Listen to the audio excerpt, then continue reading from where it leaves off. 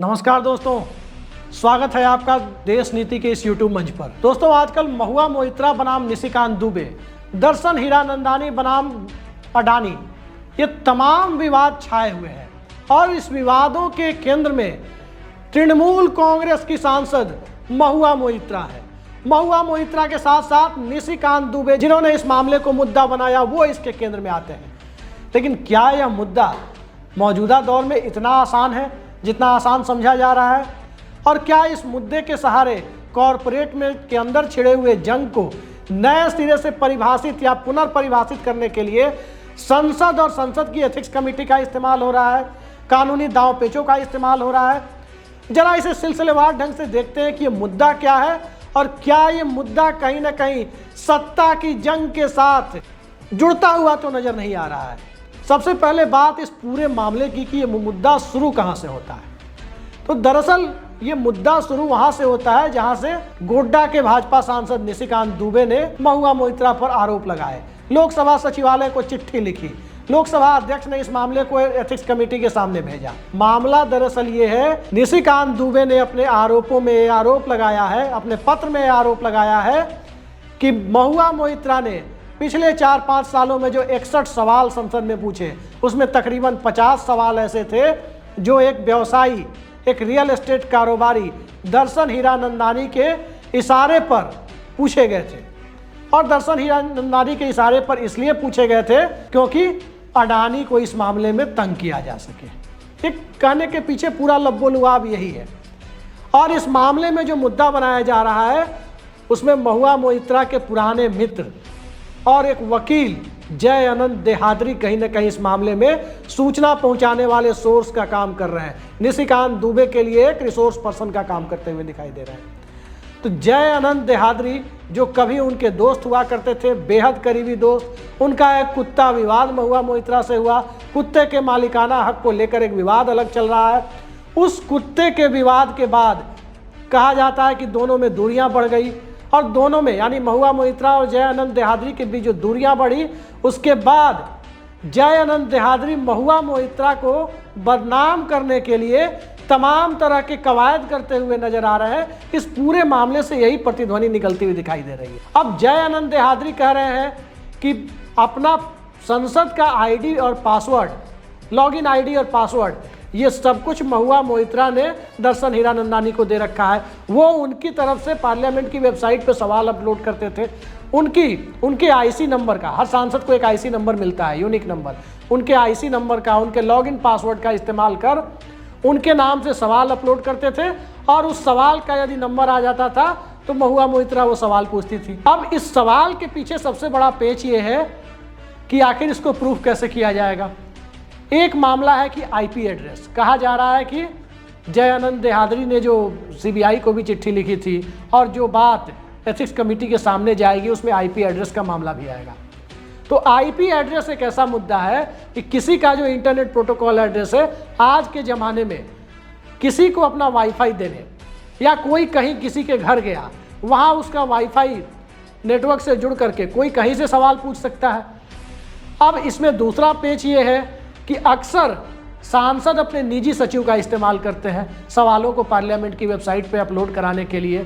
तो इसमें एक मामला ये खड़ा होता है कि महुआ मोइत्रा का पीए या जो सांसदों के सवाल अपलोड करने के लिए जो सांसद स्टाफ रखते हैं, वो स्टाफ हीरानंदानी के घर या वहाँ से सवाल अपलोड करता है। फिर भी इस बात की पुष्टि कैसे हो पाएगी कि ये सवाल हीरानंदानी के कहने पे ही पूछे गए और हीरानंदानी का वेस्टेड इंटरेस्ट इस सवाल में था, ये एक अलग सवाल है। ये सब कुछ जा करके महुआ मोइत्रा के निजी सचिव, जिनकी इस मामले में आगे चल के पेशी हो सकती है, वहाँ जाके टिकता है। लेकिन इन सब के बीच एक मामला और आता है।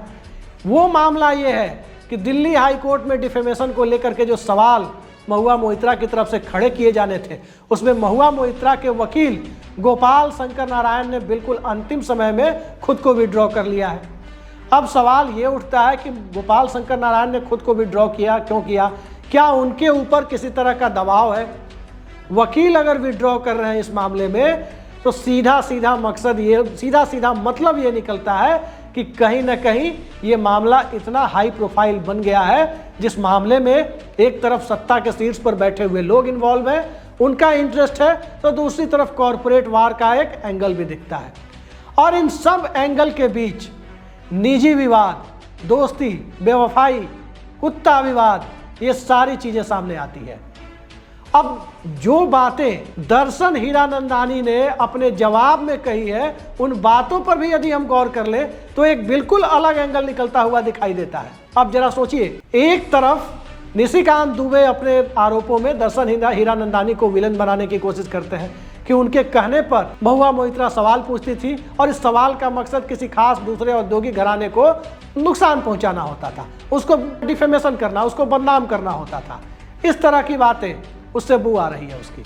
लेकिन इन सब के बीच दर्शन हीरानंदानी का जो जवाब है वो और भी ज़्यादा दिलचस्प है, क्योंकि वो जवाब जो भी आरोप महुआ मोइत्रा पर लगाए गए उनकी पुष्टि करता हुआ दिखाई देता है। यानी जिस व्यक्ति के ऊपर जिसको मोहरा बनाकर आरोप लगाया गया, वो मोहरा खुद उस आरोपों के पक्ष में आ गया।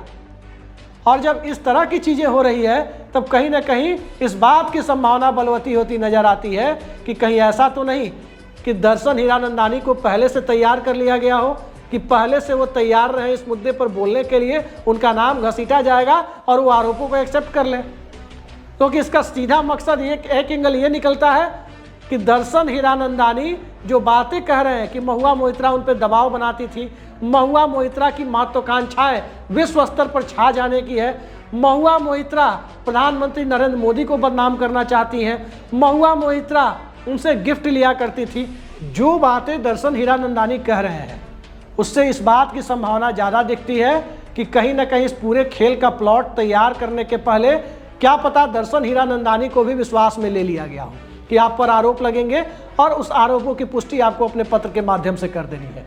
क्योंकि महुआ मोइत्रा कह रही हैं कि दर्शन हीरानंदानी पर पीएमओ की तरफ से बंदूक रखकर, बंदूक मुहावरे के शब्द में है, मुहावरों के परिप्रेक्ष्य में बंदूक शब्द का इस्तेमाल उन्होंने किया है कि बंदूक रखकर उनसे एक तरह से 20 मिनट में उनसे सारी चीज़ों पर साइन करा लिया गया। अब कोई विश्व स्तर पर छाना चाहता है, ये कौन सा आरोप हो गया? हर व्यक्ति की महत्वाकांक्षा होती है आगे बढ़ना, लेकिन कोई किससे गिफ्ट लिया, उस गिफ्ट का कोई सबूत मिले। तीसरी चीज, निशिकांत दुबे इस मामले में कैसे आए?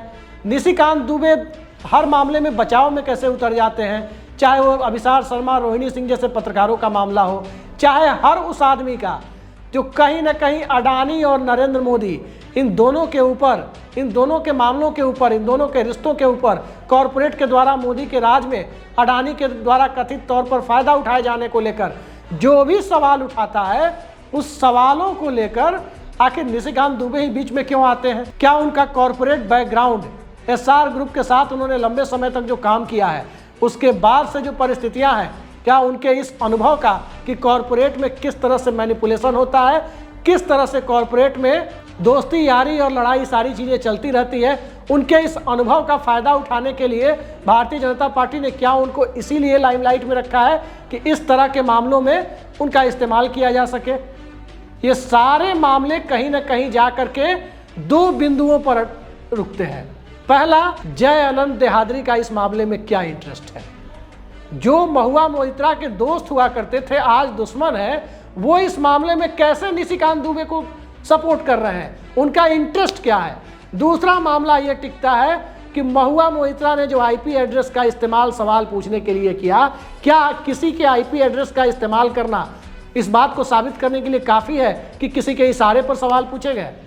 और तीसरा मामला भी इसमें किए उठता है कि दर्शन हीरानंदानी ने जो इन आरोपों की, जो निशिकांत दुबे के आरोप थे, इन आरोपों की जो पुष्टि की है, तो क्या ये क्रिकेट में जैसे पहले मैच फिक्सिंग होती थी, उस तरह से ये आरोप लगाने के पहले की फिक्सिंग तो नहीं है? तो कैश फॉर वोट अगर मुद्दा बन सकता है, कैश फॉर वोट के आधार पर एक जमाने में 11 सांसदों की सदस्यता जब सोमनाथ चटर्जी ने रद्द कर दी थी, तो खुदा न खास्ते अगर ये मामला साबित हो जाए कि कहीं ना कहीं किसी सांसद को फंसाने के लिए फिक्सिंग की जा रही है, तो ये फिक्सिंग का मुद्दा अगर साबित हो जाता है, तो क्या ये संसद की सदस्यता खत्म करने के लिए काफी नहीं है?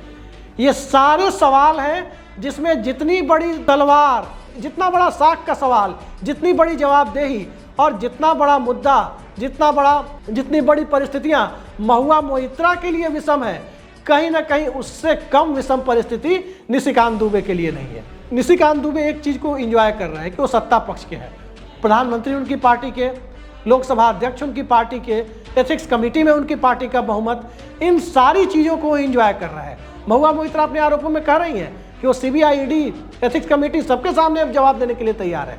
वो भी दुर्गा पूजा एंजॉय कर रही है। लेकिन सवाल यही उठता है कि इस मामले में आरोप लगाने वाला और आरोप झेलने वाला जब दोनों कहीं ना कहीं कटघरे में खड़ा होते हुए नजर आते हैं, तो दर्शन हीरानंदानी का इस्तेमाल किस मकसद से किया गया।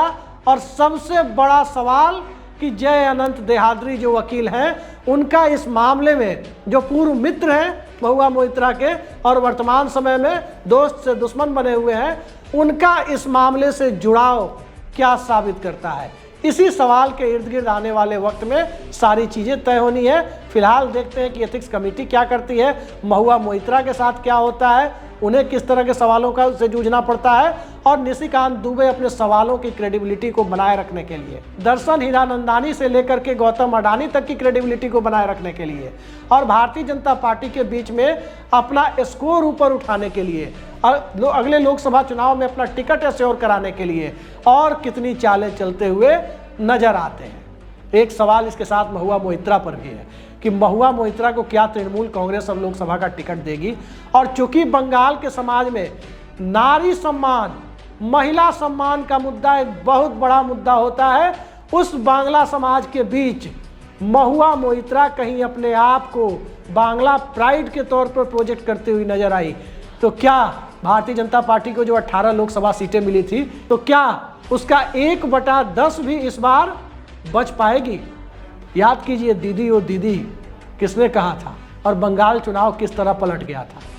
लिहाजा बंगाल में नारी सम्मान और बंगाल की समाज में महिलाओं की स्थिति, देवी पूजा की परंपरा, माँ दुर्गा और माँ काली की पूजा की परंपरा, और उस परंपरा के साथ खड़ा हुआ बंगाली भद्रलोक और बंगाली समाज, इन सब मामलों को लेकर भारतीय जनता पार्टी और टीएमसी कहाँ खड़ी होगी, सदन की एथिक्स कमेटी कितनी एथिकल बनी रहेगी, हाईकोर्ट और न्यायपालिका में यह मुद्दा किस ढंग से देखा जाएगा, इन सारे सवालों के इर्द गिर्द जो एक दूसरे से नत्थी होते हुए नजर आते हैं, इस नत्थी होते हुए सवालों के बीच महुआ मोइत्रा की क्रेडिबिलिटी के साथ निशिकांत दुबे की क्रेडिबिलिटी को लेकर तमाम सवाल उठेंगे।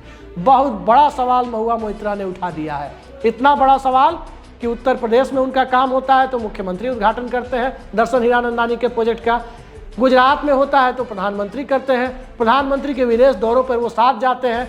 तो फिर कैसे ये मान लिया जाए कि वो सत्ता के करीबी उद्योगपति के खिलाफ खड़े हैं?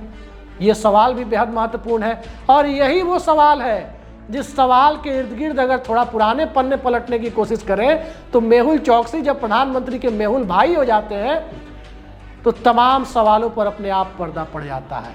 अब दर्शन हीरानंदानी कब किसके दर्शन भाई हो जाए, गौतम अडानी कब किसके गौतम भाई हो जाए, और निशिकांत दुबे कब किसके निशिकांत भाई हो जाए, इन सारे सवालों के इर्द गिर्द और इन सबके ऊपर जय अनंत देहाद्री कब किसके जय अनंत भाई हो जाए, इन सारे सवालों के इर्द गिर्द आने वाले समय में महुआ मोइत्रा के मुद्दे को अलग अलग तरीके के चश्मों से देखा जाएगा। तो फिलहाल इंतजार कीजिए, देखते हैं मुद्दा आगे किस मोड़ पर जाता है।